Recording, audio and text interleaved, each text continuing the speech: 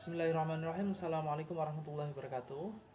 Teman-teman dimanapun berada, pada kesempatan ini saya akan memberikan sedikit penjelasan tentang dasar pendidikan seni tari untuk anak usia dini. Di dalam Kamus Besar Bahasa Indonesia, seni tari itu dijelaskan sebagai sebuah gerakan yang berirama, ya. Jadi gerakan di situ, gerakan apa saja, baik itu gerakan tangan ataupun gerakan kaki, gerakan badan dan lain sebagainya. Dan gerakan itu biasanya diiringi oleh bunyi-bunyian, bisa musik, bisa gamelan, bisa musik modern, atau bisa juga musik-musik iringan yang berasal dari non alat musik. Jadi tadi bisa kita pahami gerakan yang berirama di situ, ya. Jadi gerakan itu berupa gerakan tubuh dari apapun. Yang berirama itu tentunya dimaknai sebagai gerakan yang sebuah gerakan yang teratur. Kemudian diiringi musik-musik dari berbagai sumber bunyi, berbagai sumber musik, ya, yang sekiranya bisa digunakan untuk mengiringi sebuah gerakan tari. Nah, pada kesempatan ini saya akan menjelaskan dasar tari itu dari bukunya Novi Mulyani, ya, dasar-dasar pendidikan anak usia dini. Itu di sini dibahas tentang subbab tari, ya, pendidikan tari, walaupun sedikit tetapi cukup mendasar, gitu. Nah, sudah menjadi sifat alamiah anak, ya. Sebetulnya anak itu memiliki sifat aktif, bergerak, ya, entah itu lompat, berlari, atau mengguling dan lain sebagainya.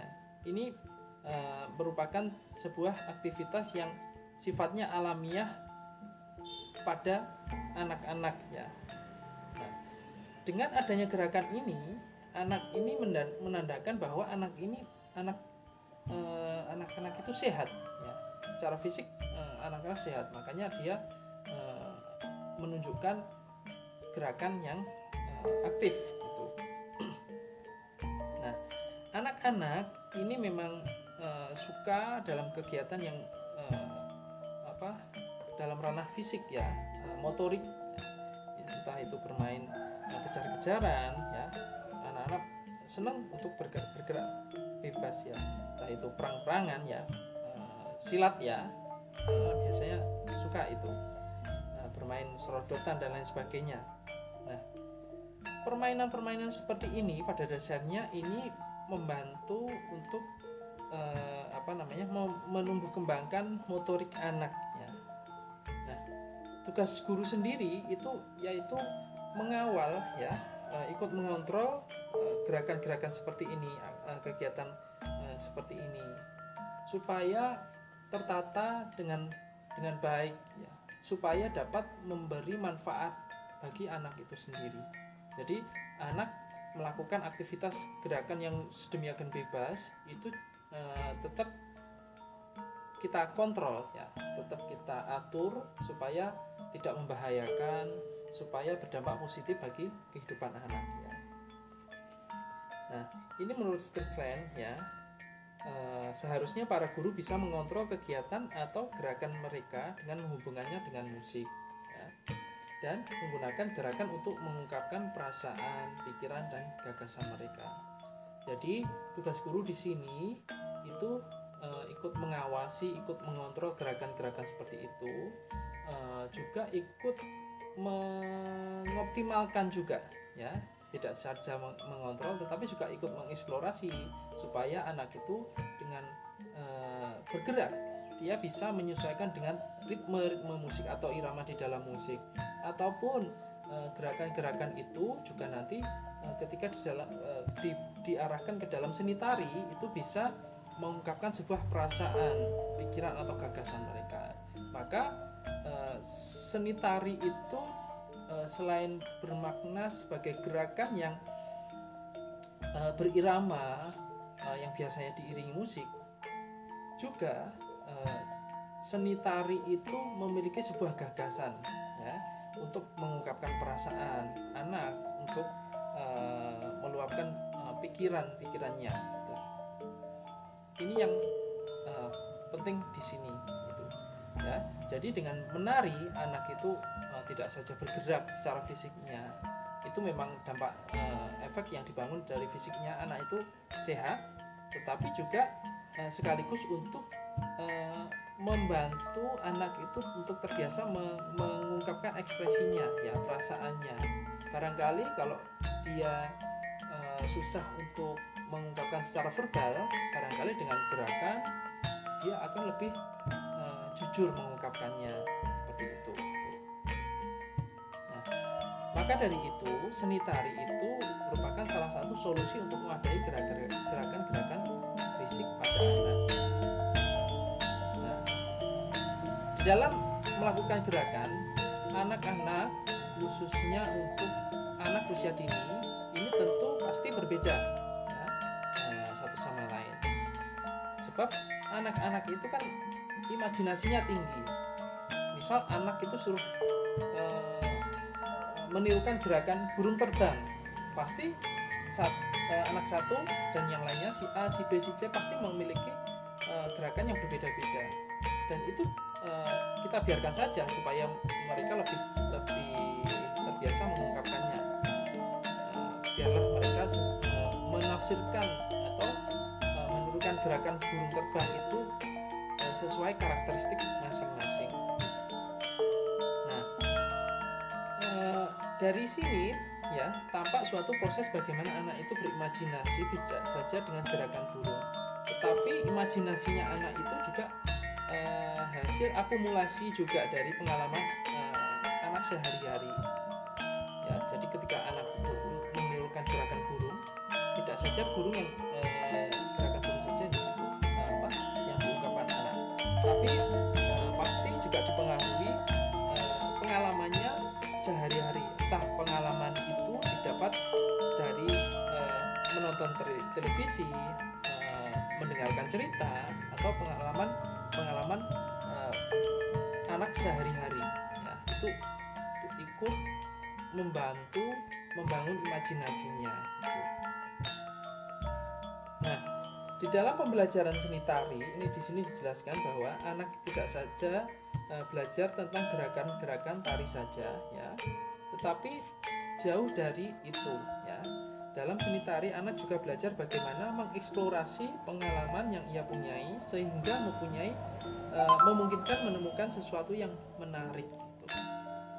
Sampai sini dapat kita pahami bahwa pembelajaran seni tari ini tidak sekedar mengajarkan gerakan-gerakan tari kepada anak ya, tetapi yang lebih penting adalah mengeksplorasi pengalaman yang ia punyai ya, yaitu pengalaman estetis ya. Bagaimana anak itu memiliki pengalaman dalam proses menari, dalam proses latihan, terus kemudian dia memiliki pengalaman menyerap unsur keindahan di dalam tari itu seperti apa. Nah, itu jauh lebih penting daripada sekadar kita mengajarkan gerakan-gerakan tari ya, daripada sekedar kita mengedepankan kegiatan yang sifatnya berfokus pada motorik gitu ya. Jadi ini perlu dipertimbangkan oleh seorang guru ya. Jadi dengan belajar menari, dengan aktivitas menari, anak-anak itu punya pengalaman yang menarik ya, dibandingkan gerakan-gerakan biasa ya, gerakan-gerakan keseharian ya, ketika anak pola atau bermain itu juga bergerak ya. Tetapi di dalam pembelajaran tari ini diharapkan anak itu memiliki pengalaman gerakan tersendiri yang lebih menarik dibanding gerakan-gerakan pada umumnya.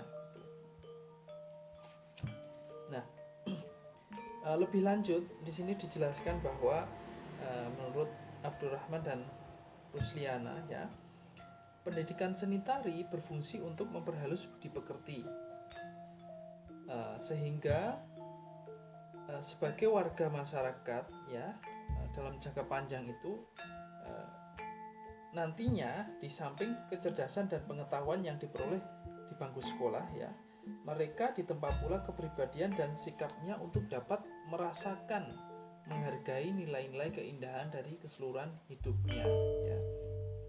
Jadi yang lebih penting lagi yaitu dalam pembelajaran seni tari itu adalah pendidikan budi pekerti. Bagaimana anak itu dengan diajari menari, dia mengalami sebuah proses untuk memperhalus budi pekertinya ya. Kan di dalam gerakan-gerakan tari itu kan ditata sedemikian rupa, tidak ngawur kan gerakan-gerakan tari itu kan, diperhalus ya, sehingga dengan stimulus yang seperti itu harapannya dapat berdampak pada perilaku anak ya, memiliki budi pekerti yang baik ya, memiliki perilaku yang halus ya. Ini dianggap penting sebagai modal kehidupannya mendatang ya, dalam bermasyarakat kelak ya, supaya anak-anak itu juga nantinya bisa menghargai nilai-nilai keindahan dan nilai-nilai kehidupan gitu. Jadi nilai-nilai keindahan itu yang ditekankan di sini. Anak bisa membedakan mana yang indah, mana yang mana yang tidak indah, mana yang baik, mana yang buruk ya, mana yang jujur, mana yang tipuan. Nah, ini saya pikir penting kita tanamkan untuk pembelajaran seni tari untuk anak usia dini ya. Apalagi anak usia dini itu anak-anak yang masih dalam proses awal ya, tahap belajar ya. Pastinya untuk mendasarinya ini juga harus membutuhkan pemikiran yang lebih matang ya. Jadi tidak sekedar mengajarkan gerakan-gerakan yang tidak mendasar ya, tetapi bagaimana kita mengajarkan seni tari itu kita orientasikan dalam membentuk perilaku anak supaya di kehidupan masa depannya ini juga bisa berimplikasi ya. Pendidikan tari itu dapat berimplikasi dalam membangun masyarakat seperti itu. Nah, dalam ranah agama sendiri kan juga Nabi mengajarkan makarimal akhlak ya. Mungkin tafsirannya juga seperti itu.